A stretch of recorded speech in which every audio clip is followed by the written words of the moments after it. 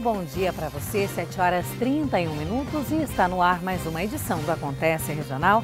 Sexta-feira, 9 de novembro, chegando o fim de semana e até às 8 da manhã tem muita informação aqui no Acontece Regional e é lógico a sua participação que pode ser feita pela nossa página na internet, aí o endereço no seu vídeo, pelo Facebook, tem também um outro meio que é via torpedo. Você envia sua mensagem para o número 72250 e comece o seu texto com as letras BV de Band Vale. E informações aqui no Acontece Regional começam com Tony Blade, que está lá em São José dos Campos. Tony, bom dia para você. Meio nublado o tempo hoje, né, Tony? É verdade.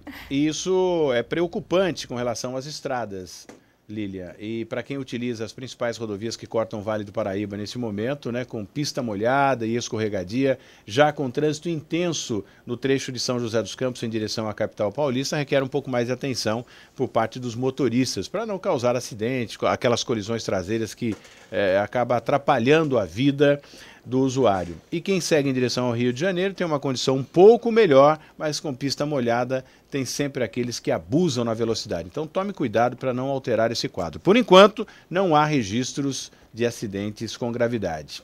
No setor policial, Cachoeira Paulista, um homem de 22 anos foi baleado, está internado em estado grave. Ninguém sabe ainda o motivo, né, que ele foi baleado. Vários tiros, estava na porta de um bar, foi baleado, foi levado para o pronto-socorro, a polícia conseguiu apurar que ele já tem várias passagens, uma delas é por tráfico de drogas.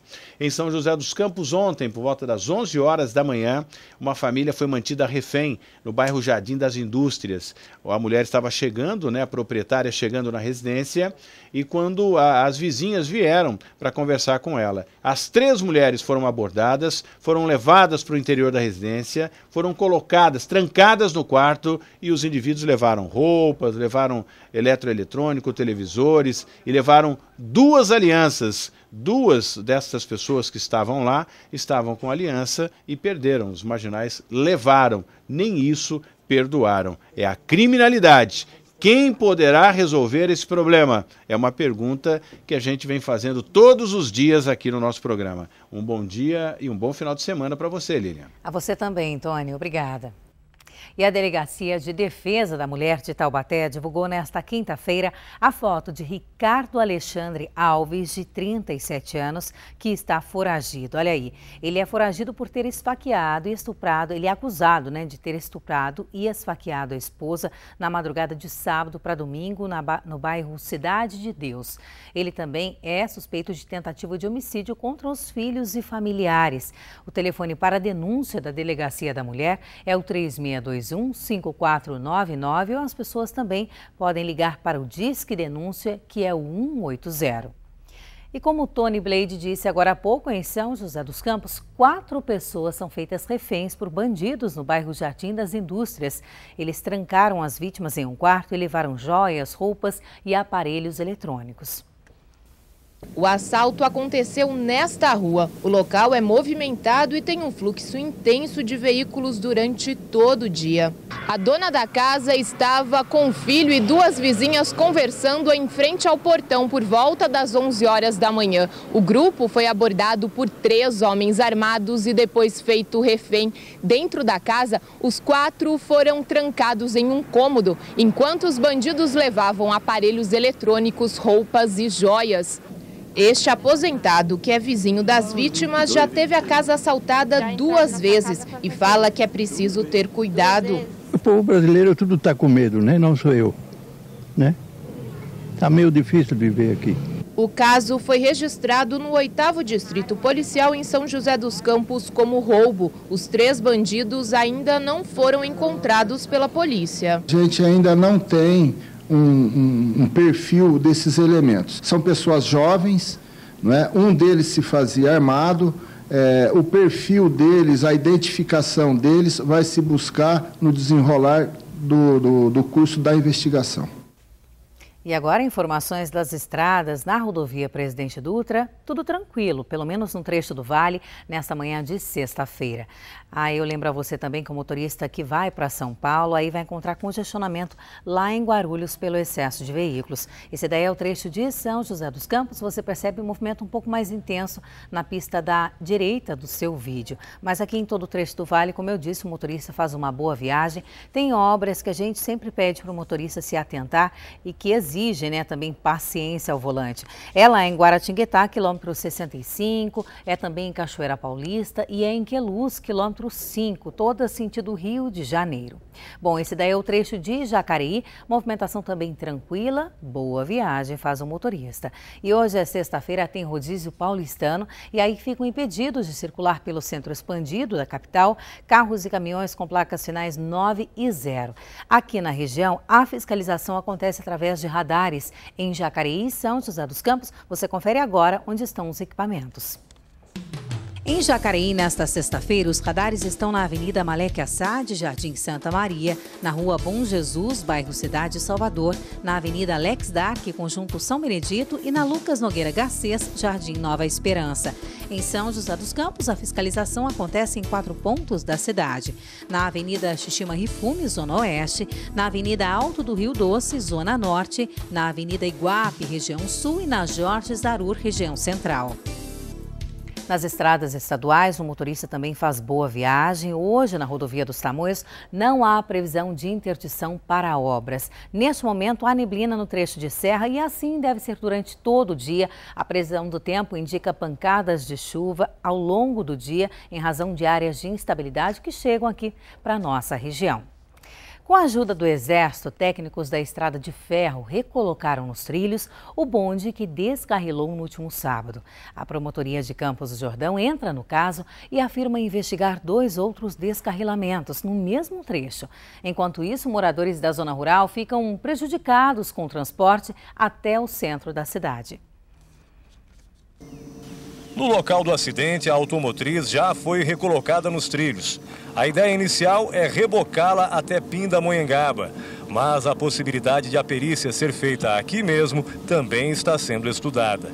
Os depoimentos dos passageiros e principalmente do motorneiro que conduzia a composição também são fundamentais para a investigação. O inquérito foi registrado como lesão corporal culposa e homicídio culposo.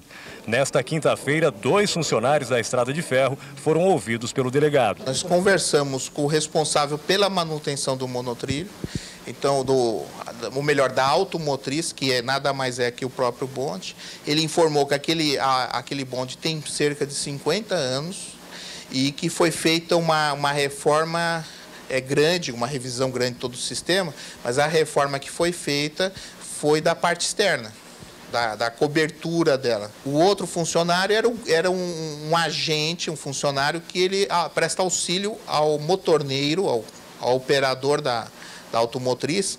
Ele estava no momento do acidente. O que eles relatam houve uma chiadeira, que nada mais é que uma perda de tração. O motorneiro teria acionado o freio, um freio de emergência que eles têm, é um eletroímã, mas também não obteve a resposta e aí aconteceu, ele tentou novamente acelerar para pegar a tração, mas aí ele não conseguiu pegar e na curva houve o descarrilamento e a batida.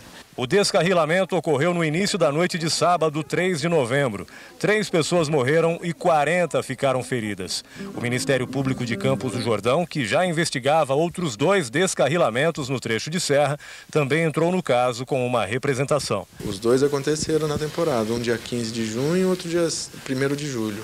E agora o senhor está somando então esses 2 casos ao acidente? Sim, porque são indícios de que precisam ser revistos itens de segurança na linha do trem. Se constatado que o serviço prestado pela Estrada de Ferro não é seguro, faltam itens, a promotoria com certeza vai, no mínimo, chamar a Estrada de Ferro para firmar um termo de ajustamento de conduta. Ou então entrar com uma ação de civil pública de paralisação das atividades até que seja comprovada as condições de segurança para os usuários da linha. A sindicância interna aberta pela Estrada de Ferro para apurar as causas do acidente deverá ser concluída em 30 dias. Durante esse período, a viagem entre Campos do Jordão e Pindamonhangaba não será realizada. Não apenas o passeio turístico foi suspenso. O trem de subúrbio, que faz o percurso entre Pindamonhangaba e Piracuama, também parou de circular. A linha é muito utilizada pelos moradores aqui da zona rural e que agora estão tendo muita dificuldade para chegar ao centro da cidade. No bairro Cerâmica, as famílias que têm a estação quase dentro do quintal de casa agora são obrigadas a caminhar cerca de 3 quilômetros para pegar o ônibus. Fica bem difícil para a gente, principalmente quem tem criança e pessoas idosas, né? Porque tem senhora aqui de 60, quase 70 anos que depende dessa condução. Antes tinha ônibus aqui, mas depois também cortaram, não sei o que houve, que não está tendo condução aqui. 6 horários por dia atendiam mais de 2.000 pessoas em 7 comunidades rurais.